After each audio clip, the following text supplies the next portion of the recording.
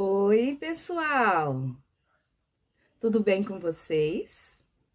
Aqui, professora Vanessa Biagi, Prof. Ivan, e hoje nós vamos falar sobre um clássico da literatura brasileira, escrito por Machado de Assis, e que é muito utilizado aí, muito cobrado a leitura dele nos vestibulares da FUVEST, Enem, Unicamp e outros, Unesp e outros por aí afora. Estou falando de Memórias Póstumas de Brás Cubas. Te interessa? Então vem, fica aqui até o final para você conferir a análise e o resumo da obra. Simbora! Mas antes, roda a vinheta.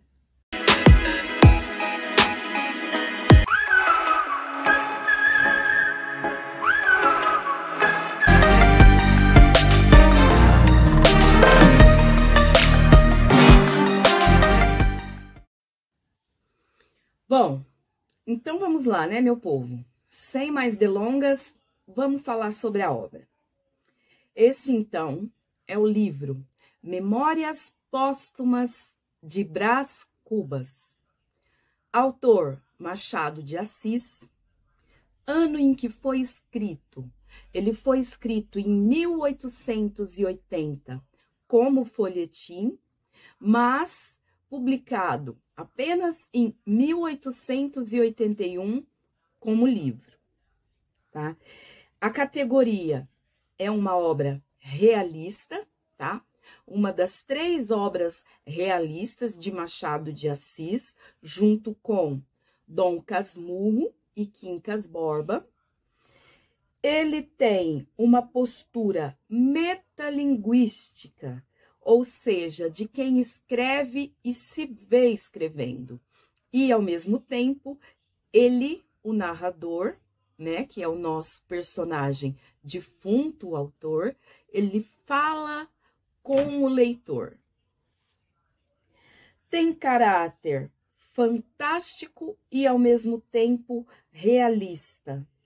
É, ao mesmo tempo, cômico e sério.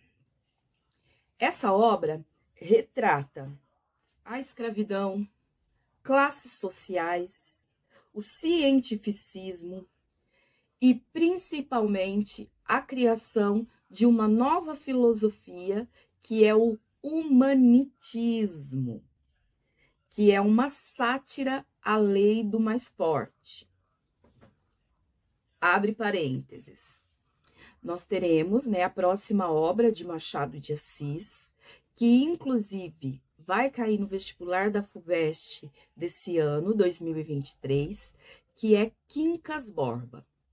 Aqui, em Memórias Póstumas, ele aparece apenas como um amigo do Brás Cubas, que nós vamos ver ao decorrer desta obra, e ele que é o fundador aí dessa filosofia humanitista, que será mais detalhada no próximo romance, que é a próxima obra de Machado de Assis, e que nós veremos no próximo vídeo, ok? Fecha parênteses.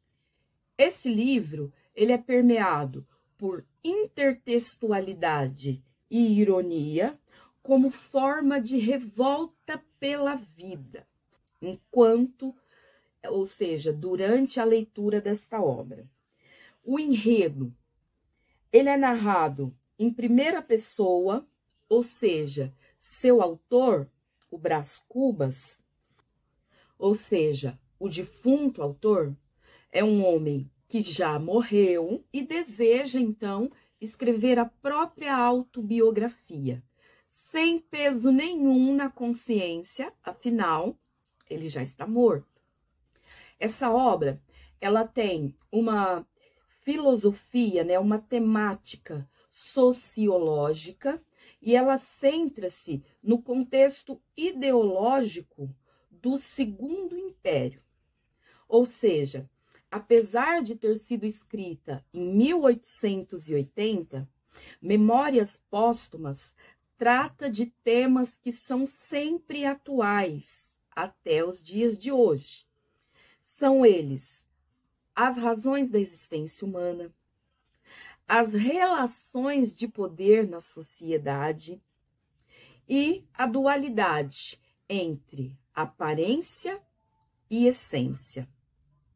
Tudo isso sobre a ótica de um homem morto, né?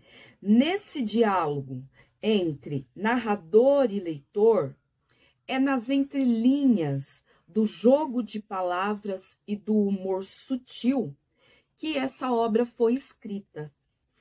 Antes da proclamação da República no Brasil, antes do fim da escravidão, quando a capital ainda era o Rio de Janeiro. Os personagens dessa obra são, como personagem principal, a gente tem ele, né? O Brás Cubas, o nosso defunto autor. Prof, defunto autor ou autor defunto?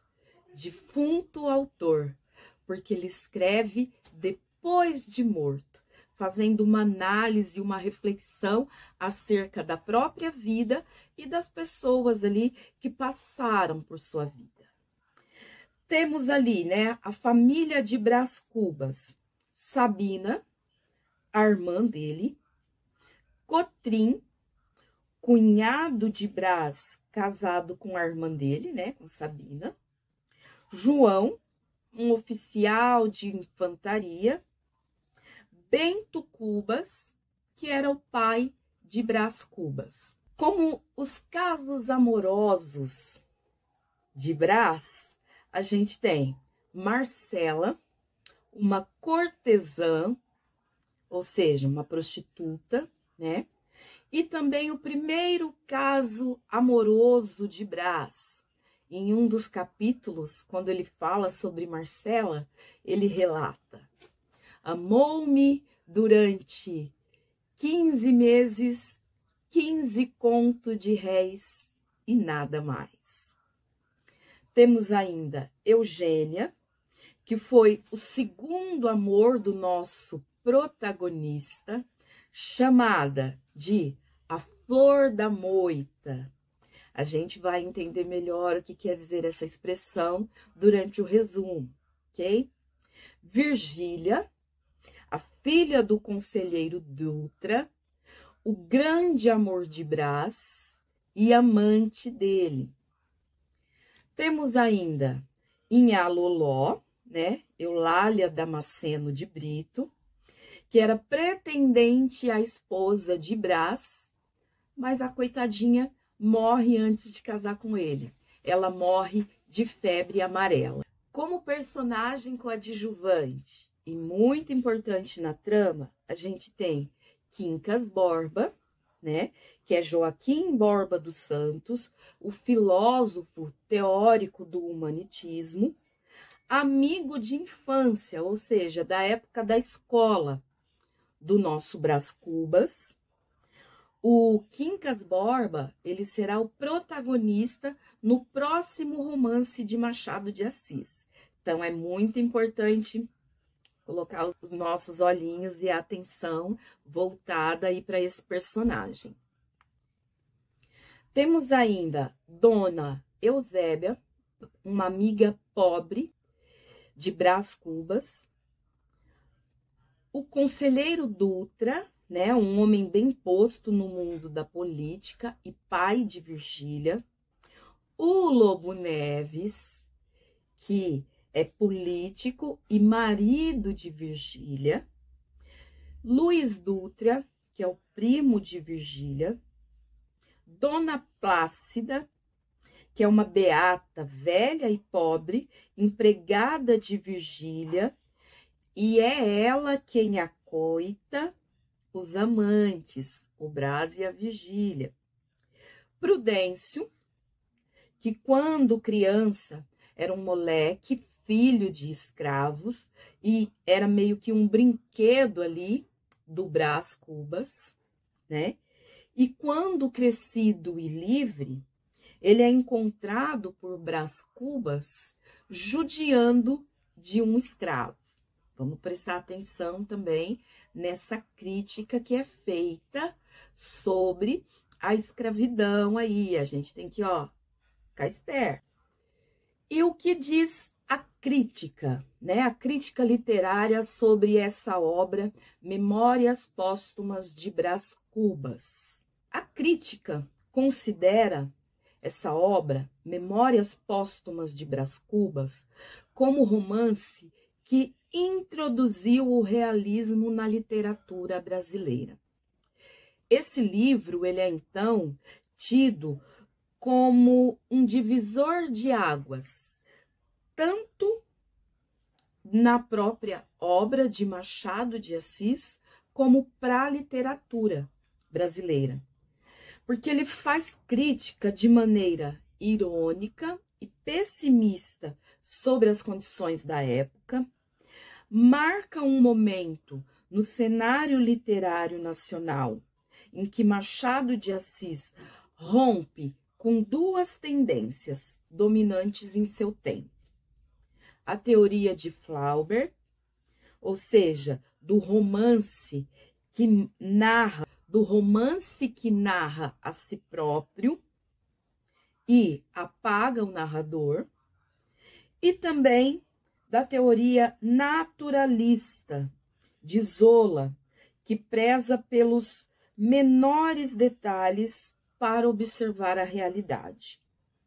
Machado, ao romper com essas duas teorias, ele assume uma postura inovadora, porque cultiva o incompleto, o fragmentário, intervindo na narrativa e conversando diretamente com o leitor.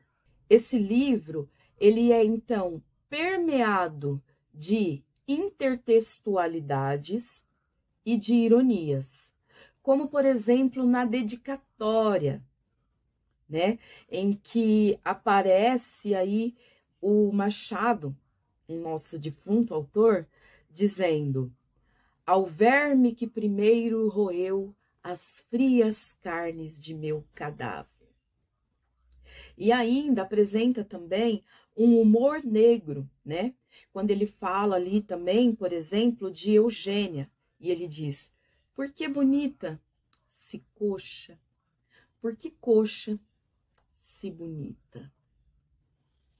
Lembrando que, para sua melhor compreensão e para que você se saia bem aí nas provas que você irá fazer sobre e a respeito dessa obra, é importante que você leia a obra. Porque aqui estou contando para vocês um resumo da obra, mas é interessante que você leia para que você saiba aí dos pormenores, dos detalhes e que você tire aí também as suas próprias conclusões, ok? Então vamos lá, apenas retomando aqui.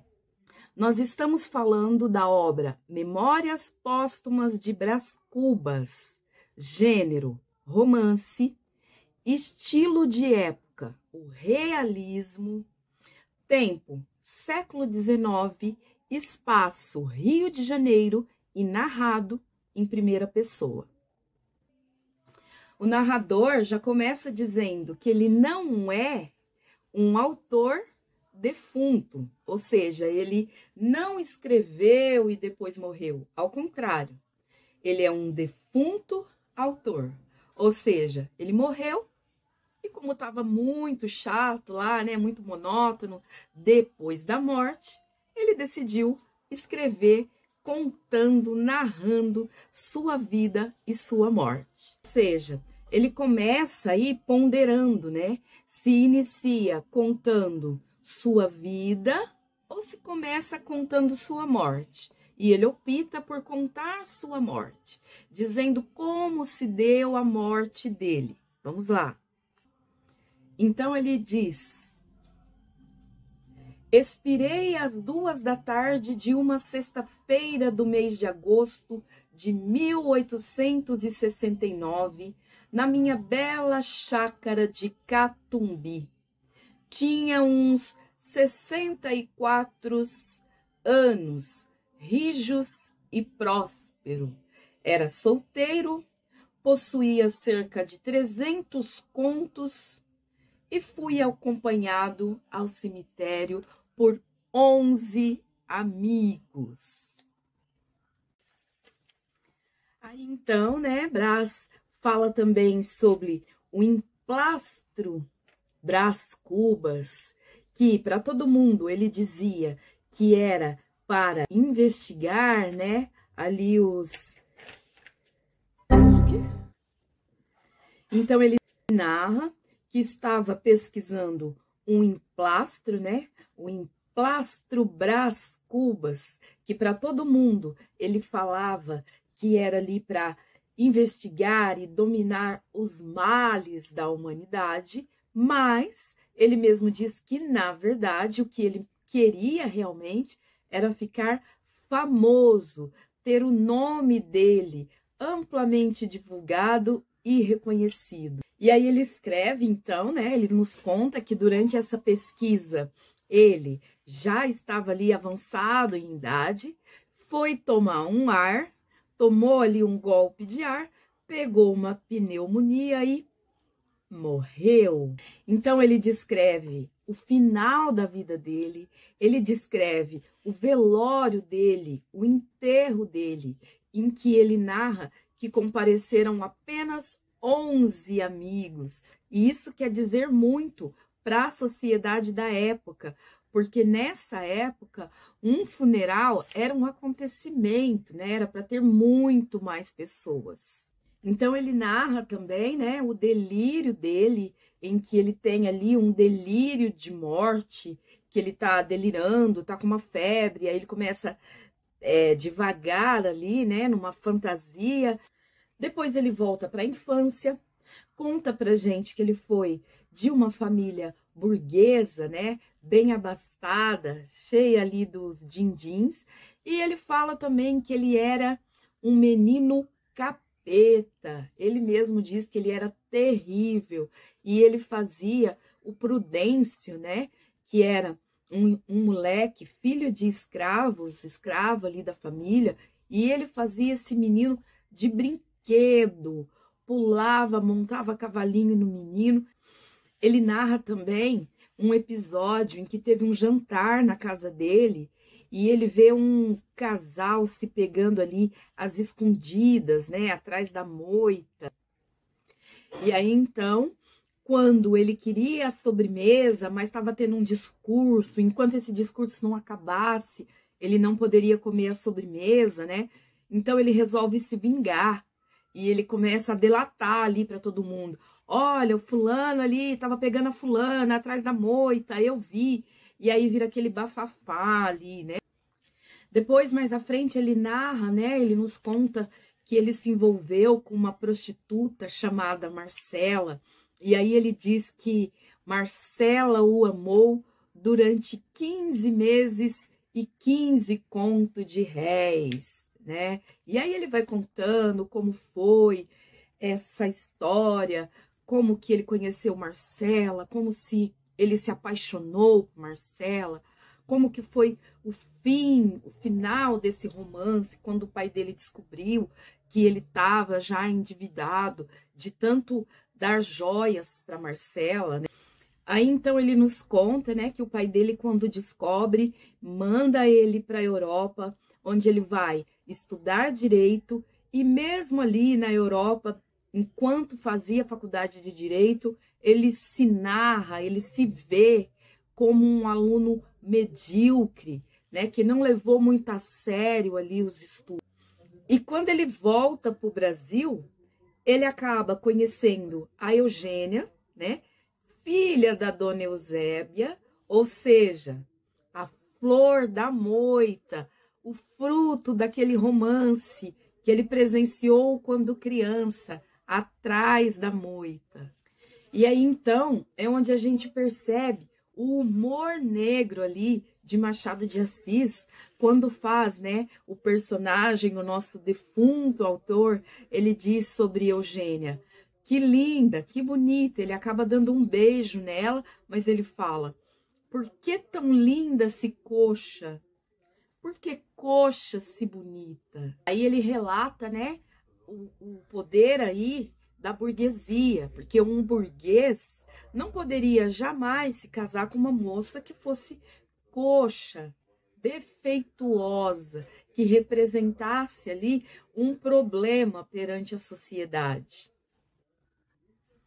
Então, ele nos conta que iniciou um namoro com Virgília, que era filha de um político bem renomado no meio da política, e o pai dele, né, o pai de Brás Cubas, fez que meio esse casamento arrumado, arranjado, para tentar ali dar um destino ali para a vida do Brás, né? Para colocar, para inserir ele no meio da política. Então ele começa meio que um namoro frio com Virgília.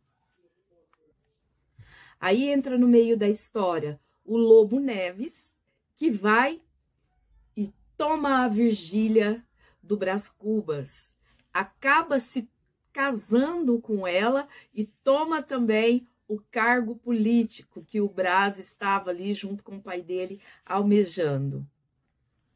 Aí o tempo passa, passam-se anos, né? E em certo dia, o Brás encontra com Virgília num baile. Os dois acabam dançando juntos e reacende aquela chama entre eles. Chama essa que não existiu nem mesmo enquanto eles namoraram ali anteriormente. Agora essa chama veio com tudo, veio com força. E os dois, então, vão acabar se tornando amantes. E aí, então, ele se aproxima, se torna amigo do Lobo Neves, com quem ele jantava à noite, mas passava as tardes com Virgília. Isso mesmo, meu povo. E eles contavam para isso com o apoio de Dona Plácida, que era uma empregada pobre ali, uma empregada de Virgília, e que acoitava os dois ali, né? Ela meio que tomava conta da casa, do romance dos dois, para que não fossem descobertos. A Virgília engravida. E ela se vê angustiada porque ela não sabe se o filho é do Brás, o amante, ou do marido, o Lobo Neves. O Brás, se sentindo homem, se sentindo poderoso, másculo, tem certeza que o filho é dele. Mas, para desgosto dele, a Virgília acaba perdendo essa criança.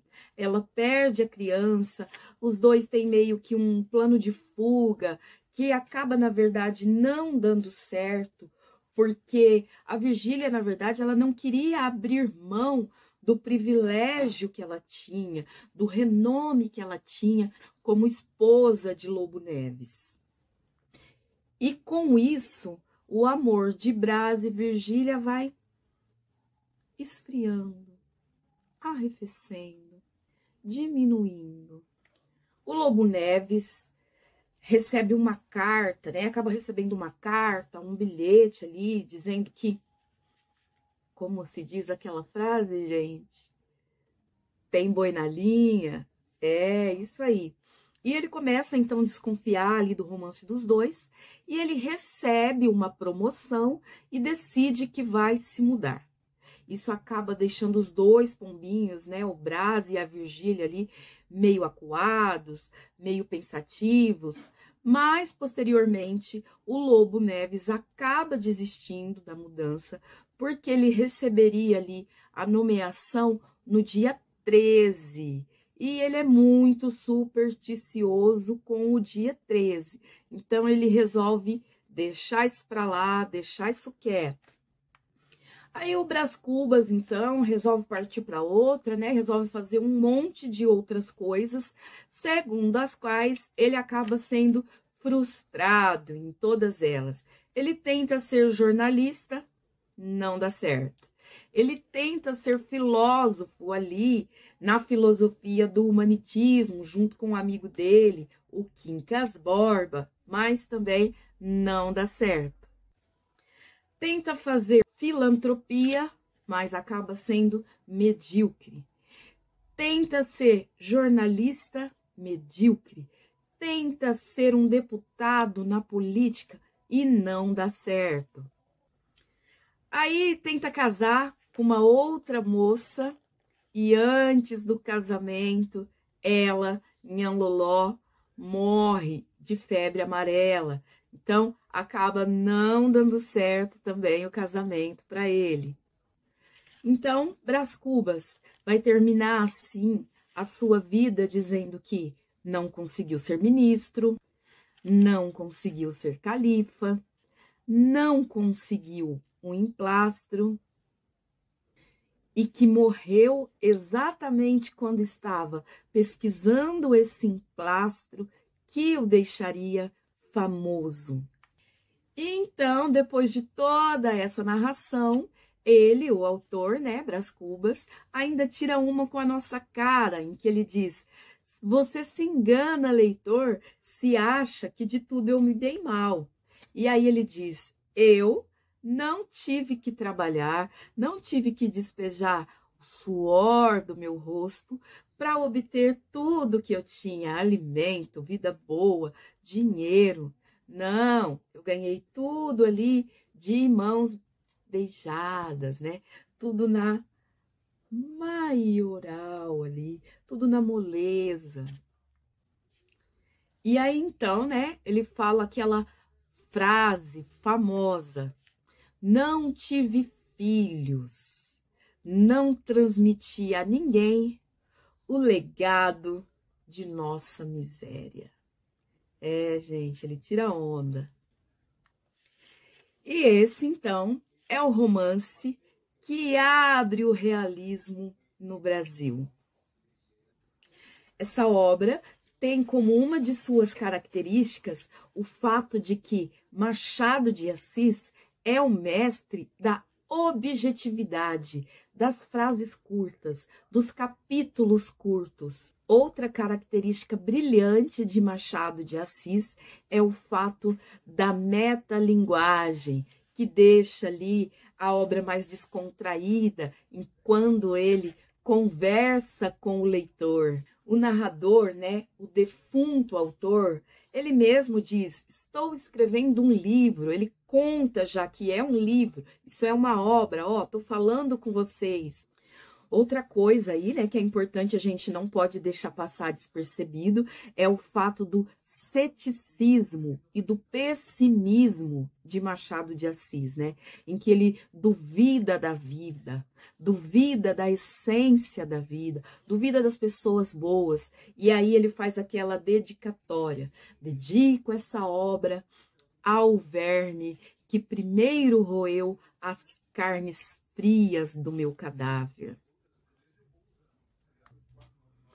Mas, ao mesmo tempo, ele tem a ironia e o humor que contrabalançam a obra, que não deixam a obra pesada.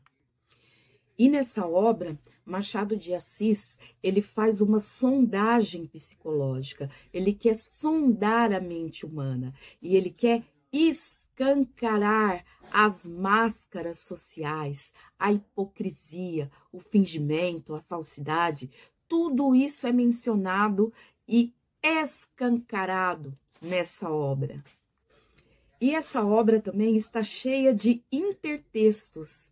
O Machado de Assis, ele dialoga com a Bíblia, com Shakespeare, mitologia grega, com a mitologia romana. E esse, então, é o Memórias Póstumas de Brás Cubas, uma das mais importantes obras da literatura brasileira, também de um dos mais importantes autores da literatura brasileira, Machado de Assis, Memórias Póstumas de Brás Cubas. Leia e vem conversar a respeito dessa obra. Então foi isso o nosso vídeo de hoje, meu povo. Não deixe de curtir, dar aquele like bonito, aquele like maneiro, aquele like gostoso para ajudar o canal. Compartilha, ajuda a divulgar esse canal para crescer e divulgar conhecimento com quem você sabe que está aí em busca de passar no vestibular, prestar um concurso, fazer uma prova, ou até mesmo daquele que, como eu, lê apenas por gosto, porque é um amante da leitura. Bom, é isso. Fiquem com Deus e até o próximo vídeo. Tchau!